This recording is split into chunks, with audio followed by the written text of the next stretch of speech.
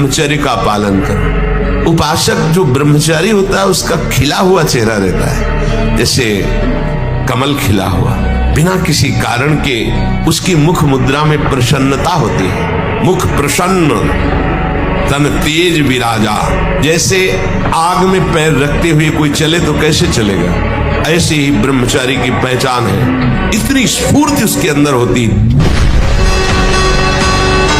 ब्रह्मचर्य एक विलक्षण महाव्रत है।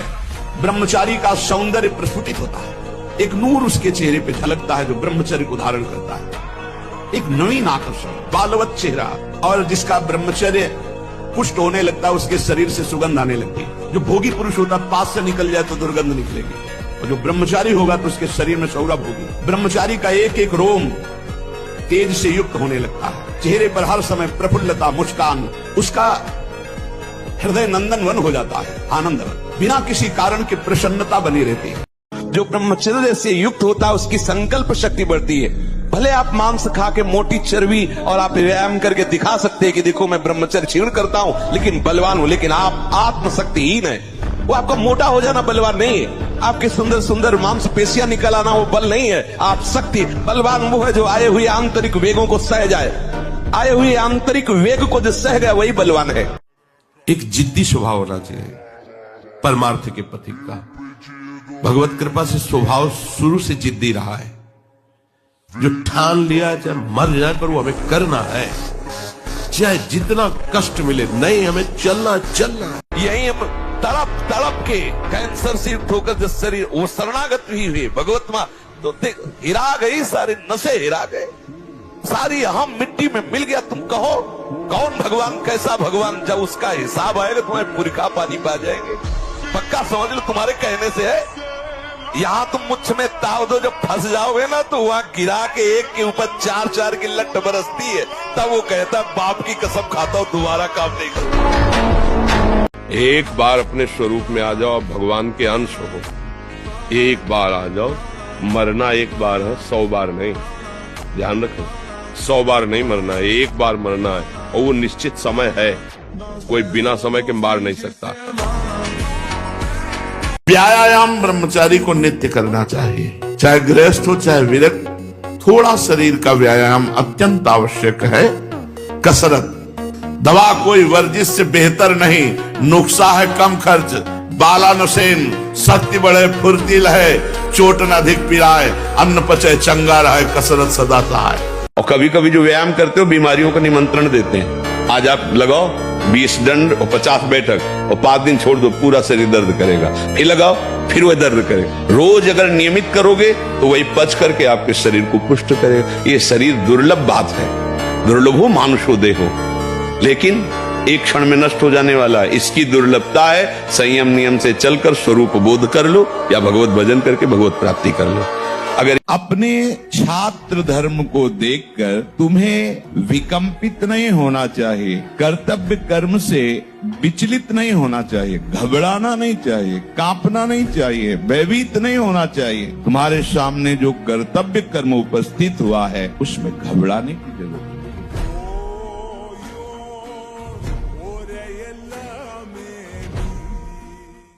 सावधान रहिए, ये जीवन खिलवाड़ नहीं, चाहे आप गृहस्थ हो चाहे विरक्त हो। ये जो ब्रह्मचर्य है ये आपको अच्छा गृहस्थ बनाएगा, ये ब्रह्मचर्य आपको अच्छा उपासक बनाएगा। अगर आप इसको यूं ही छीण करते रहे, चाहे गृहस्थ हो या विरक्त हो, तो आप किसी काम के नहीं रह जाएंगे। ध्यान रखना, किसी काम के नहीं रहे। कुछ दिनों के बाद आपके शरीर में जगह जगह पीड़ाएं होने लगेंगी, चिंतन आपका सामर्थ्यशाली नहीं रह जाएगा, स्मृति शक्ति आपकी लोप होने लगेगी, और जिसे आज की भाषा में डिप्रेशन कहते हैं उसके शिकार हो जाओगे। देख लेना, आप देख लेना, मान लेना। ऐसे निराशा भरी मानव जिंदगी यार किस काम की। एकदम सुन देखो ना, लोग मरे बुझे ऐसे घूमे। अरे यार थोड़ा संयम लाओ, थोड़ा समझो तुम भी भगवान के वही अंश हो जिस अंश में अपार शक्ति भरी हुई है। जैसी परिस्थिति तुम्हारी है प्रभु तुम्हारे योग्य रचकर भेजा, निकलो उससे न राग करो न द्वेष करो। वो तुम्हें उठाने के लिए परिस्थिति रची गई है प्रभु के द्वारा। यथा लाभ, जैसे प्रभु ने आपकी व्यवस्था की ठीक आपके लायक है, आप उसमें न राग करो और न द्वेष करो, निकलो, उससे ऊपर निकलो। बिल्कुल नहीं, बिल्कुल नहीं। बाबा जी बनने का मतलब मर गए, अब मर के हम चल रहे हैं। हमें और जोश आना चाहिए। आप जीवन में कभी असफल नहीं होंगे। रात दिन पढ़ाई करो, ब्रह्मचर्य से रहो, भगवान का नाम जप करो। हम कह रहे हैं लोक परलोक के सब सुख आपको प्राप्त हो जाएंगे। आप डट के नाम जप तो करो। जैसे लोग कहते हैं कि नाम जप करने से क्या खाना मिल जाएगा, तुम खाना की बात क्या करते हो? अगर भगवान का नाम जप करो तो लोक परलोक सब जगह सुख प्राप्त होता है। जहाँ पाप नष्ट हुए तो सुख ही सुख घेर लेता है। और अगर भाई पाप कर्म करोगे तो पुण्य के प्रताप से ये मिल जरूर सकता है, लेकिन तुम्हारा नाश हो जाएगा। अंत में तुम्हारा नाश हो जाएगा। अंत में तुम जीरो पे होगे, कुछ तुम्हारे पास नहीं होगा। अगर नाम जप कर रहे हो, आज दुखी हो, चिंता मत करो, कल सुखी हो जाओ। अगर आज हम भगवान से न जुड़े होते तो बिस्तर में पड़े होते। भगवान से जुड़े हैं तो शरीर की स्थिति बड़ी नाजुक है, लेकिन हम सिंह की तरह दहाड़ रहे हैं। मरते होंगे तो भी प्रवचन करके मरेंगे। हमको इस बात की चिंता नहीं रह गई कि मुझे मरना है या मेरा शरीर छूटना है। भगवान से जुड़ जाओ तो जीत जाओगे, नहीं तो हारना पड़ेगा। ये हारने का देश है। अगर भगवान से प्यार करोगे तो अंत में मुस्कुराते हुए जाओ, तुम्हारा अंत बहुत अच्छा होगा। पक्की बात कहता हूँ, पक्की। अगर कोई पवित्र हृदय से बात सुनेगा तो उसको समझ में आ जाएगा। जो इसके अनुसार, वो बहुत मलिन हृदय वाले हो तो बात अलग है, नहीं जो इसके अनुसार चलते हैं ना, बहुत बेईमान है ये मन। सदैव हमको गिराने की ही कोशिश की, कभी उठाने की नहीं की। इसको जब देखा है तो ये हमारे नाश का ही कारण बना है। निरंकुश बालक, कदाचित तूने मुझे केवल एक वेद पाठी ब्राह्मण समझ रखा है। तू नहीं जानता कि मैं क्षत्रिय कुल नाशक, बाल ब्रह्मचारी, अति क्रोधी वह परशुराम हूँ जिसने कई बार इस पृथ्वी को क्षत्रियों से विहीन कर दिया। काम करना चाहिए, नाम जप करना। देखो, अब देखो अपना जीवन देखना, 1 साल में आप बदल जाओगे। 1 साल में चेहरा बदल जाएगा, जीवन बदल जाएगा। नाम जप करो, आध्यात्मिक शक्ति बढ़ाओ, व्यायाम करो, शुद्ध भोजन करो, शारीरिक शक्ति बढ़ाओ, अभी आप बलवान बन जाओ। कि मन, वीर और प्राण तीनों का एक कनेक्शन है, एक ही कनेक्शन है। अगर हमारा वीर ब्रह्मचर्य ठीक है तो मन शांत और एकाग्र रहेगा और प्राण बलवान और सूक्ष्म रहेंगे। अगर वीर कमजोर हो गए तो मन चंचल, अशांत और प्राण स्थूल और बलहीन हो जाएंगे। कोई तिरंगे को झुकाने की बात आ जाए तो प्राण समर्पित है। ऐसा कोई खिलवाड़, हम जिस देश में पैदा हुए, जिसका नमक खा रहे हैं, जिसमें बैठकर राधा राधा बोल रहे हैं, अगर उस देश की बात आ जाए तो ग्रीवा झुका दी जाए। हमको लोग क्या समझते हैं, इसके लिए हम जीते हैं क्या? हमारी क्या समझ, ये बात समझ के जीना चाहिए। हम धर्म से जीते हैं, हमारी समझ भागवतिक है। अब तुम क्या समझते हो, तुम्हारी समझ है। हम तुम्हारी समझ से थोड़ी जीते हैं, हम अपनी समझ से जीते हैं। हमारी बात समझ रहे हो? हाँ, किसी की समझ के गुलाम नहीं है हम अपनी समझ से, शास्त्र सम्मत समझ से हम आनंद को भोगते हैं। ये जीवन मस्ती के लिए मिला, किसी समझ के लिए नहीं। समझ रहे? हम अपने सत्य की मस्ती में हैं। तुम हमको क्या समझते हो, इससे हमें कोई फर्क नहीं पड़ता। हम क्या समझ करते, इससे फर्क पड़ता है। अरे उपासक, सावधान हो जा। तेरे ये मित्र, तेरे जमीन जायदाद, ये धन संपत्ति, ये तेरी सुंदर सुंदर भोग सामग्रियां, स्त्री आदि, और तेरी संपत्ति के उत्तराधिकारी आदि, ये केवल इंद्रजाल है। इंद्रजाल स्वप्न है। स्वप्न इंद्रजाल अवत पश्यत। देख, ये केवल स्वप्न है, जाग जा। हमारी इंद्री, हमारा मन बहुत धोखेबाज है। हमें कोई धोखा नहीं दे सकता। ये हमारा मन, हमारी इंद्रियां हमको धोखा देती है। साधु, साधक, परमार्थ पथिक, भक्त इस बात से परम सावधान। सदाचार और सरलता, संयम के साथ हमारा समय व्यतीत होना चाहिए। किसी के गवाही की जरूरत नहीं है, किसी के प्रमाण की जरूरत नहीं। आप खुद अपने हृदय की भूमिका को नाप लीजिएगा। कितनी ऊंचाई पर चढ़ रहे हो, आपको खुद अनुभव में समझ में आ जाएगा। आपने अच्छे बुरे कर्मों के आरोप को अपने में मान लिया है, उसी का आपको दंड मिल रहा है। और जिस दिन आप इस कर्ता भाव को श्री जी के चरणों में समर्पित कर देंगे तो बुरे कर्म होंगे ही नहीं। इसकी पहचान है। जैसे लोग कहते प्रभु की सत्ता के बिना पत्ता नहीं हिलता, तो हमसे जो कुकर्म आचरण हो रहे हैं प्रभु ही करवा रहे हैं। हाँ, उन प्रभु को तुम जान नहीं पा रहे हो कौन करवा रहे हैं। उन प्रभु का हम परिचय बताते हैं, उनका नाम है अहंकार। जिन प्रभु को तुम आरोपित कर रहे हो कि वो कुकर्म आचरण करवा रहे हैं, हाँ ठीक है, उनके बिना सत्ता के पत्ता नहीं हिलता। तो ये जो सत्ता आपने स्वीकार कर रखी वो श्री कृष्ण की नहीं, वो अहंकार की स्वीकार कर रखी। मैं ये करता, मैं। आप हटा दो इसको। बुरे कर्म स्वाभाविक उससे नहीं होंगे, स्वाभाविक संकल्प नहीं होंगे, क्योंकि करता ही नहीं रहा तो होगा कैसे। अब एकाग्रता के लिए पावर चाहिए, अभ्यास का और ब्रह्मचर्य का भी। अभी आप 1 साल ब्रह्मचर्य रहिए, आप फिर देखिए आपके विचार कैसे होते हैं, आपको किस शरीर में कैसी ऊर्जा होती है, आपका प्रतिज्ञा, आपके वचन, आपकी चेष्टा, आपकी क्रियाएं कितनी मतलब पवित्र और साफ स्वच्छ एकाग्र। हम आपको बताएं, अगर आपने कंठी नहीं धारण की, आपने माला नहीं पहना और आप भगवान का नाम जप करते हैं, अच्छे आचरण करते हैं, तो आपको भगवान की प्राप्ति होगी। आप कंठी माला धारण किए हैं, आप पाप करते हैं, झूठ बोलते हैं, कपट करते हैं, तो आप नरक जाएंगे। कि हमारी भाई कंठी उतरा ली जाती है, हमें हठ नहीं करना चाहिए। कंठी उतरा लो, राधा राधा थोड़ी बंद कर दोगे, वो तो अंदर चल रहा है राधा राधा। ये मनुष्य जन्म है, हम अविनाशी हैं, परमात्मा के अंश है। धारणा सीखो, हर कष्ट को गले लगाना सीखो, हर संघर्ष को रौंदना सीखो। अरे बिल्ली कुत्ते की तरह रो करके मर जाना, ये मनुष्य जन्म है। अगर हम भगवान से न जुड़े हो तो हम भी तुम्हारी तरह डिप्रेशन में पहुंचकर मनाए कि मौत हो जाए, फिर भी हम तुम्हारे सामने सिंह की तरह दहाड़ रहे। ब्रह्मचर्य रहने के लिए आपको अपनी दिनचर्या सुधारनी होगी। प्रातः 4 बजे आपको उठना ही होगा, तभी आप ब्रह्मचर्य रह सकते हैं। अगर आप नहीं उठते तो आप देख लेना इसका आध्यात्मिक प्रभाव पड़ता है। आप देखिएगा 3 बजे से लेकर के सूर्य उदय के तक अगर आप सोते, आपका स्वप्न दोष बढ़ेगा, आपका संयम बिगड़ेगा। अगर आप कोई ऐसी कुछ चेष्टाएं नहीं किए हैं तो स्वप्न दोष की संभावना ही नहीं होती। आप बाल्यावस्था से कुछ चेष्टाएं करते हैं, संयम विरुद्ध रहते हैं, तो आप ना चाहते हुए फिर सामर्थ्यहीन हो जाते हैं, ब्रह्मचर्यहीन हो जाते हैं। ब्रह्मचर्य ही महान सामर्थ्य, परम पुरुषार्थ, भगवत प्राप्ति का प्रबल साधन है।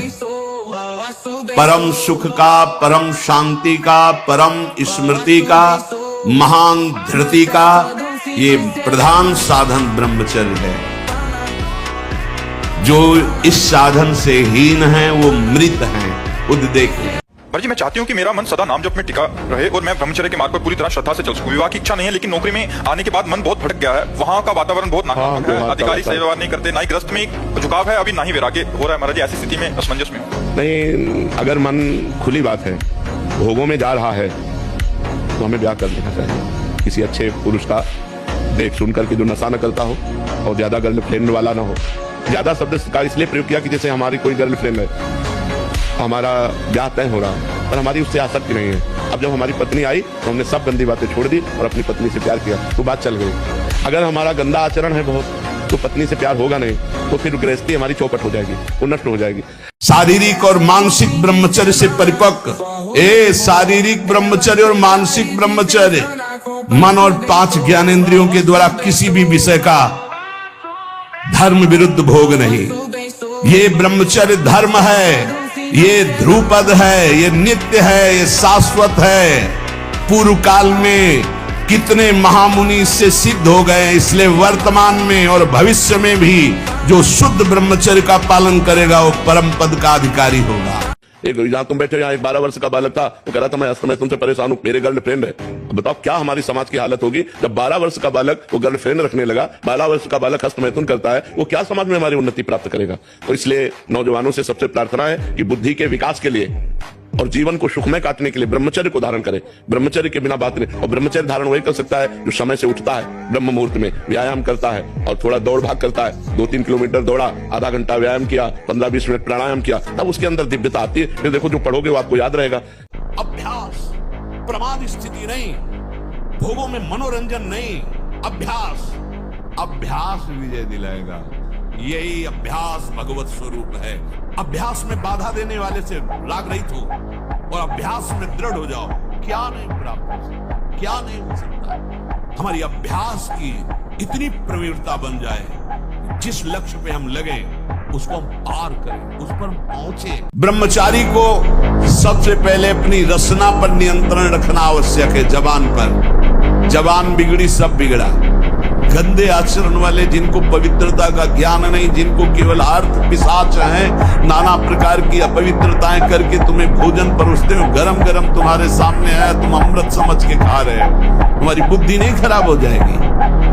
सबसे पहले सतमार्ग में चलने वाले को इस रसेंद्री को मारना होता है। रसेंद्री, ये जीत गए, सब जीत गए। और सच्ची बात है बच्चा, गिरना तभी तक है जब तक अहंकार है इस मार्ग में। जब अहंकार नष्ट हो गया तो कोई गिरा ही नहीं सकता है। जब तक अहम होता है कि मैं लड़ सकता हूं, तब तक हारना है। और जब ऐसे हो जाता है, ऐसे कौन होता है? आत्मसमर्पण कौन करता है? बलहीन।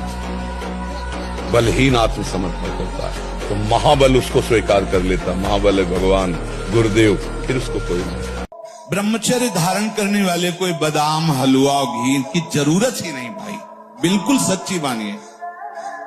जैसे तप्त भूमि में पैर कैसे पड़ता है, ऐसी बिजली रहती ब्रह्मचारी के शरीर। बिजली 60-60 किलोमीटर बिना विश्राम किए चलते देखा है। ब्रह्मचर्य पूर्ण जीवन के लिए अमृत पद है। चाहे गृहस्थी में हो, चाहे व्यापारी हो, चाहे किसान हो, चाहे और विरक्त मार्ग का तो यही मुख्य ऐसा आधार है जिसके ऊपर वो विविध प्रकार की दैवी संपदा का अनुभव करता है।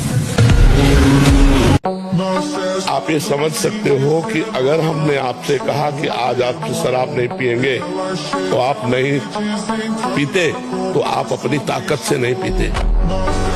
आप अपनी ताकत से नहीं, आप उस वचन की ताकत से आप पीना छोड़ देते। तो वो वचन में क्या जादू है? नाम।